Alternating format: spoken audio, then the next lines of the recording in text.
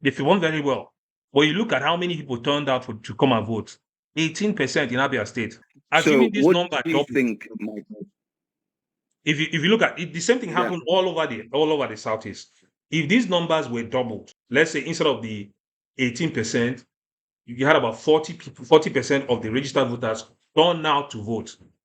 If you had that type of number, I promise you, if you look at this almost 400,000 votes. That's an additional 400,000 votes to Labour Party. If we double the turnout, that will be an additional 400,000 votes, which will close the gap that APC had. And this is a region that, let me say, rigging was a bit difficult, or vote buying was even more difficult. You understand? So if we switch now to another southeast state, let's say Anambra State, you have about 2.65 million voters. Accredited voters only 600,000. Turnout 23%. If you double that, that's another 600,000 voters. Just Abia and Anambra, you're looking at about 1 million added voters. Free that these are people that you are sure will vote for Labour Party. About 1 million votes that will most likely go to Labour Party. My advice to the Peter Obi camp is for them to really push for Southeast votes, and for them to push aggressively for people to come out to vote, people to get their PVC, especially from the Southeast region, because the Southeast region is a major stronghold for them. It's a major stronghold for them. The Southeast region people they are generally a very stubborn people who are opinionated. They want they will go for what they believe is right to them. It's more difficult for you to buy their votes.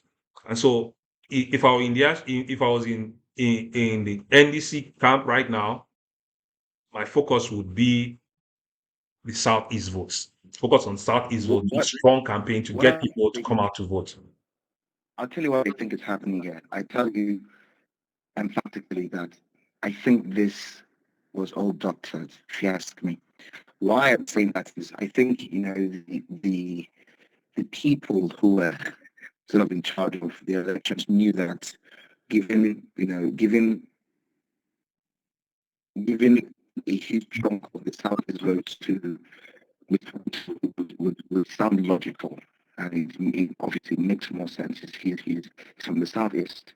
And if they had somehow, increased or doctored their own votes to look as if, yes, they were also, dragging the cord with Mr. Toby, it would look as if, it was really, really doctored.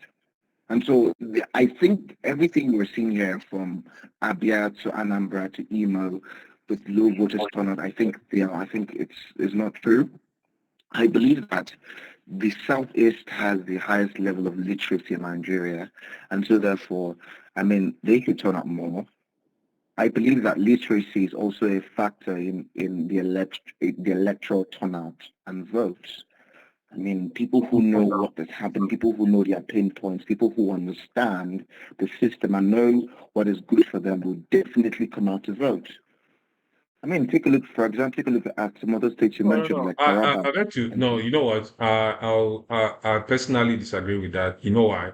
why? Because Why? I don't think it's an issue of literacy per se. I think it's an issue of interest.